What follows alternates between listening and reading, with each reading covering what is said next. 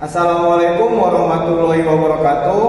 Kami dari kelompok 4 komunikasi bisnis izin memperkenalkan diri. Saya Muhammad Rian. Saya Muhammad. Saya Ratu, saya Delisa, saya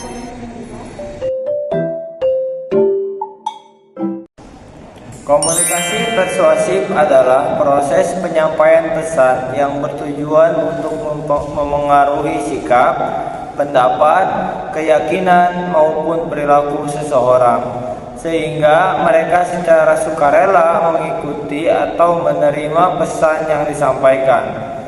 Menurut Aristoteles, persuasif adalah seni memengaruhi orang lain melalui penggunaan logika, kredibilitas komunikator, dan daya tarik emosional. Sedangkan menurut De Vito, komunikasi persuasif merupakan proses komunikasi yang bertujuan mengubah atau memperkuat sikap, keyakinan, opini, dan perilaku seseorang. Sedangkan kalau menurut Effendi, komunikasi persuasif adalah komunikasi yang dilakukan untuk mengubah sikap, pandangan, atau perilaku seseorang dengan cara yang halus tanpa unsur paksaan. Dari beberapa definisi tersebut dapat disimpulkan bahwa komunikasi persuasif tidak memaksa seseorang untuk mengikuti keinginan komunikator, melainkan mengajak dan meyakinkan mereka melalui argumen yang logis dan dapat diterima. Dalam dunia bisnis, komunikasi persuasif sering digunakan saat melakukan presentasi produk, negosiasi, promosi, pelayanan pelanggan, hingga saat memimpin tim kerja. Yang selanjutnya yaitu unsur-unsur komunikasi persuasif. Agar komunikasi persuasif berjalan efektif, terdapat beberapa unsur yang harus diperhatikan.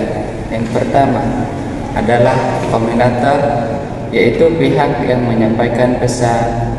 Komunikator yang memiliki kredibilitas, pengetahuan, dan kemampuan berbicara agar pesan mudah terpercaya. Yang kedua, pesan. Pesan yang disampaikan harus jelas, logis, dan sesuai dengan kebutuhan audiens. Pesan terlalu rumit dapat mengetahui efektif persuasif. Yang ketiga adalah komunikat atau audiens. Komunikator harus memahami karakteristik audiens seperti usia, pendidikan, kebutuhan, dan latar belakang mereka.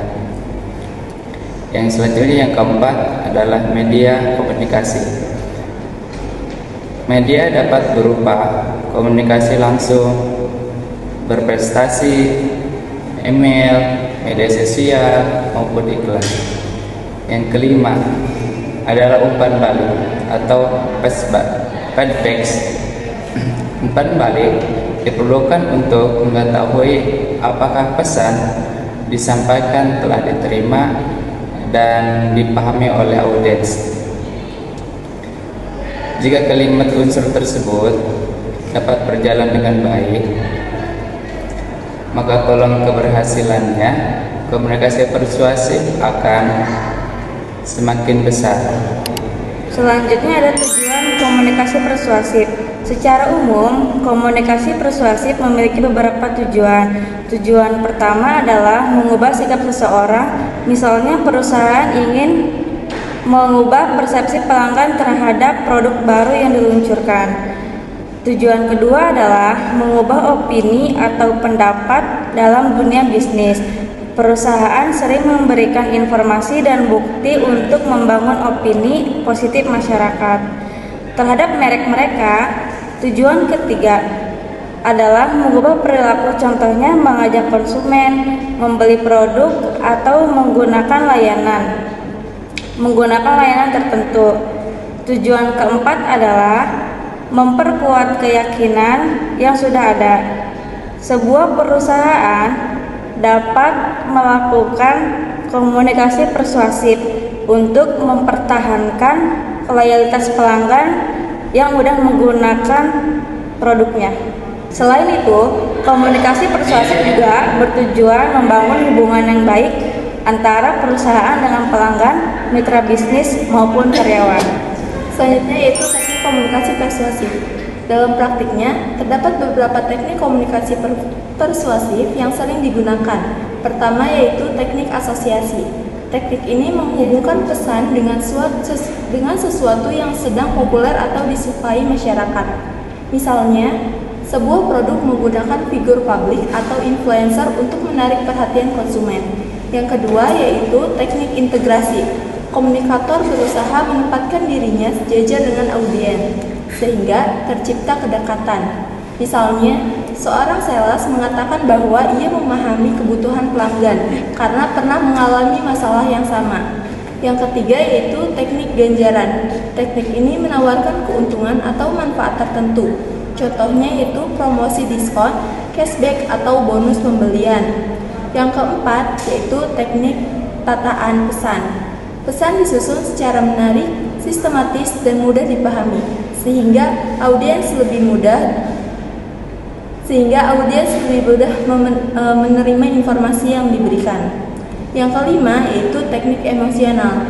Teknik ini menyentuh perasaan audiens seperti rasa bangga, bahagia, atau empati. Banyak iklan menggunakan pendekatan emosional untuk membangun kedekatan dengan konsumen. Namun demikian, penggunaan teknik persuasi harus tetap memperhatikan etika komunikasi dan tidak boleh menyesatkan atau memberikan informasi yang tidak benar. Penerapan komunikasi persuasif dalam bisnis. Komunikasi persuasif memiliki peran yang sangat penting dalam kegiatan bisnis. Dalam bidang pemasaran, komunikasi persuasif digunakan untuk mempromosikan produk dan meyakinkan konsumen agar melakukan pembelian. Dalam negosiasi bisnis, persuasi membantu kedua pihak mencapai kesepakatan yang saling menguntungkan. Seorang manajer menggunakan komunikasi persuasif untuk memotivasi karyawan agar bekerja lebih produktif dan mencapai target perusahaan. Dalam pelayanan pelanggan, komunikasi persuasif digunakan untuk menjelaskan solusi atas keluhan pelanggan sehingga mereka tetap merasa puas terhadap perusahaan. Sebagai contoh, ketika seorang sales menawarkan produk kepada pelanggan, ia tidak hanya menjelaskan fitur produk, tetapi juga menunjukkan manfaat yang akan diperoleh pelanggan. Jadi dengan demikian pelanggan akan lebih yakin untuk membeli produk tersebut.